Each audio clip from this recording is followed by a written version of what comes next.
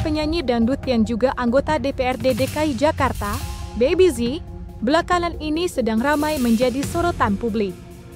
Bagaimana tidak, anggota DPRD yang dikenal flexing dengan kehidupannya yang mewah dan glamor itu mengunggah momen perjalanannya ke Eropa di tengah kemarahan publik atas rencana kenaikan gaji dan tunjangan anggota DPR mendapat banyaknya kritik dari netizen.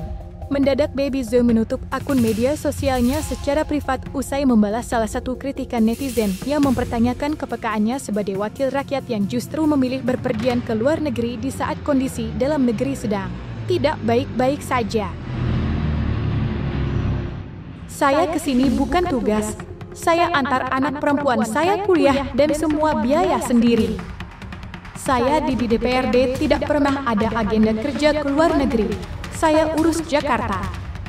Saya pergi juga izin dan tidak ada lagi jadwal kerja, tulis Baby Z di akun media sosial pribadinya. Pernyataan Baby Z di media sosial dengan cepat menuai banyak kecaman.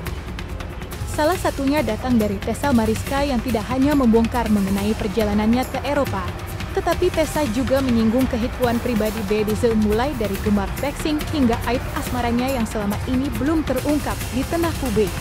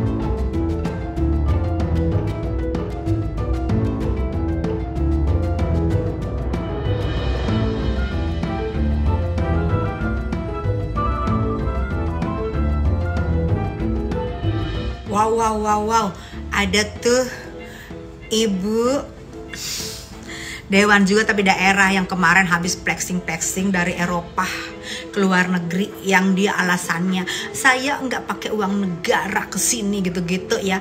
Kok sekarang akunnya hilang semua, postingannya gone? Ada apa sih Bu?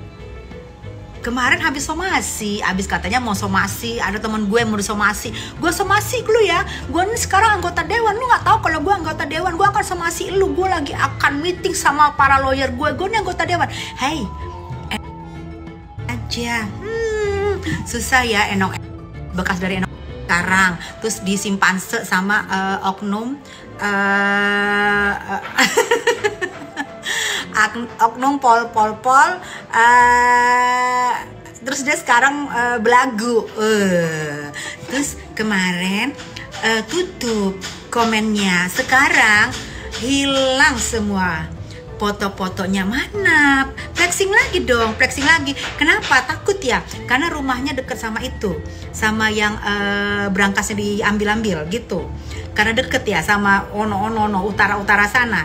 Iya, ini lagi dong, flexing lagi dong, pamer-pamer lagi dong, yuk, bisa yuk, pamer-pamer lagi dengan, oh gue ini dewan, gue nih mau pamer, gue di Eropa, bisa dong, yuk, bisa yuk, jangan menghilang gitu, nggak seru ah.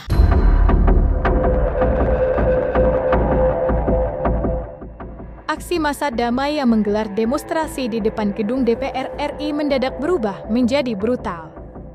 Tidak hanya terlibat bentrok dengan aparat keamanan, tetapi juga massa menjarah rumah 4 anggota DPR RI, Syahroni, Uya Kuya, Eko Patrio, Nafa Urbah, dan Menteri Keuangan Sri Mulyani. Luapan kemarahan massa dengan menggeruduk dan menjarah rumah Syahroni ramai menjadi perbincangan. Sebelumnya, politisi Nasdem itu sempat menyampaikan pernyataan tak pantas terkait rencana membubarkan DPR yang disuarakan publik.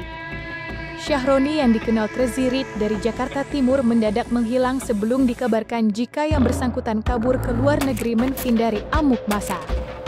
Lantas, apa tata salsa Erwina atas penjarahan yang dilakukan warga terhadap rumah anggota DPR? Teman-temanku, banyak banget yang nge-tag tentang penjarahan yang hari ini terjadi di rumah AS dan juga di rumah beberapa orang yang lainnya. Aku nggak tahu apakah berita itu benar atau enggak, tapi dilihat dari beberapa video sepertinya itu adalah berita yang asli. Yang mau aku sampaikan adalah, aku ingin semua ini berjalan dengan profesional. Jadi aku tidak membenarkan adanya penjarahan, adanya perampasan, dan lain sebagainya. Tapi, aku memahami kenapa masyarakat sampai semarah itu terhadap pihak-pihak atau politisi-politisi yang sudah menyakiti hati rakyat ini. Ini adalah bukti bahwa kesenjangan sosial yang terlalu besar antara parlemen, orang-orang di parlemen, dan rakyat itu menimbulkan rasa ketidakadilan yang begitu besar. Pengerukan pajak yang mau dinaikkan, sikap petantang petenteng, arogan, menghina rakyat, dan lain sebagainya, itu menambah amarah setiap saat terhadap rakyat. Rakyat sudah sulit, hidup mereka sudah semakin tercekik, masih juga harus ditambah tekanan-tekanannya. BPJS mau dinaikkan juga, pajak mau dinaikkan, dan lain sebagainya. Sudah terlalu banyak tekanan yang diberikan kepada rakyat Indonesia, sementara mereka tidak merasakan hasil kerja dari kalian-kalian ini. Dan di saat yang bersamaan, mereka dengan bisa-bisa ikut menghina masyarakat secara terang benderang. Dengan adanya kesenjangan sosial yang sebesar ini, amarah masyarakat menumpuk, dan semakin menumpuk. Dan kelambatan kalian dalam menyelesaikan masalah membuat masyarakat tidak lagi percaya bahwa kita bisa mencari dan menitipkan keadilan kepada kalian-kalian ini. Kalau kalian kemarin bertindak dengan cepat, udah mensahkan RUU perampasan aset, masyarakat nggak perlu lagi untuk pergi ke rumah-rumah itu dan menjarah rumah-rumah itu karena keadilan sudah dilaksanakan. Tapi saat keadilan tidak dilaksanakan, yang terjadi adalah dipertemukan dengan amarah, yang terjadi adalah kita ingin mengadili orang-orang itu sendiri. Ini yang sebenarnya kita takutkan dari adanya kesenjangan sosial yang begitu besar. Ini yang kita takutkan dari adanya sikap petatang petenteng, sombong, dan gila hormat, karena itu semua menanamkan kebencian yang ada di hati masyarakat. Dan mereka menunggu saat yang tepat untuk akhirnya bisa bertindak. Segera sahkan RUU perampasan aset. Sementara itu, aktor Denny Sumargo tak dapat menyembunyikan kesedihannya atas apa yang terjadi di negeri ini. Aksi massa yang berawal damai mendadak berujung anarkis. Aksi pembakaran dan penjarahan menjadi tontonan yang sangat disesalkan oleh Denny Sumargo. Lantas, apa refleksi Denny Sumargo atas kekacauan yang terjadi di negeri ini?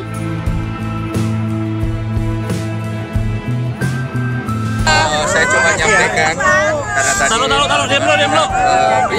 mendengarkan, intinya adalah suasana sudah tidak kondusif, masyarakat marah, dan sebagai negara dan orang tua harusnya dia mendengarkan. Tinggal ambil beberapa pihak untuk ketemu, jangan sampai keadaan lebih buruk. Ngapain kita harus tunggu ketika semua orang harus dirugikan, sedangkan kita punya jalan yang lebih dewasa sesuai dengan adab kita dan tradisi kita. Kita bisa tabayun untuk menyelesaikan ini semua. Karena kalau sampai pecah, sampai ada militer turun, keadaan Jakarta, Indonesia akan buruk dan kita semua akan rugi. Betul. Dan yang paling dirugikan itu masyarakat yang ada di bawah. Betul. Jadi minimal punya hati dan punya empati. itu aja. Semua kembali kepada masing-masing. Tapi sebenarnya kan apa sih sebenarnya masyarakat ingin dapatkan? Mereka kan pengen didengarkan. Kenapa sih nggak mau nemuin mereka? Tinggal ambil perwakilan ketemu kok. Masyarakat juga tahu adab kok. Kalau masalahnya kayak begini, keadaan akan lebih buruk. Dan kalau buruk kejadian sampai akhirnya orang-orang tidak bersalah yang kena masyarakat lain, siapa yang mau disalahkan sekarang? Intinya semua orang-orang yang bertanggung jawab akan kejadian ini, tolonglah kesatria. Masyarakat juga tidak akan anarkis kalau kalian datang dengan kesatria. Lihat berita yang sekarang tuh bikin aku bersyukur banget, selalu tolak-tolakin setiap aku ditawarin masuk partai atau politik apapun.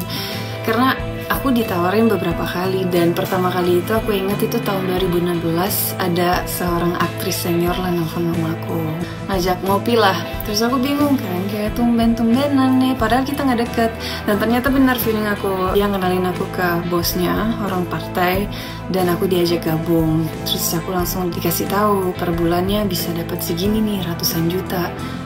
Aku bingung dong, kenapa aku gitu, aku nggak tertarik politik, aku nggak pernah ngapus politik juga. Katanya nggak apa-apa kok, ini tenang aja, kamu tugasnya gampang banget, kamu tinggal ngikutin bapak, terus ya bikin rame aja kalau ada acara, dan kalau misalnya kamu harus ngomong sama warga, nanti kita kasih tahu kok harus ngomong apa. Kamu udah biasa dong ngafalin teks kan, kamu artis ya. Aku kayak boneka doang dong dikasih skrip, aku nggak mau dong. Akhirnya aku tolak. Terus beberapa kali lah ditawarin lagi sama orang-orang yang berbeda ya.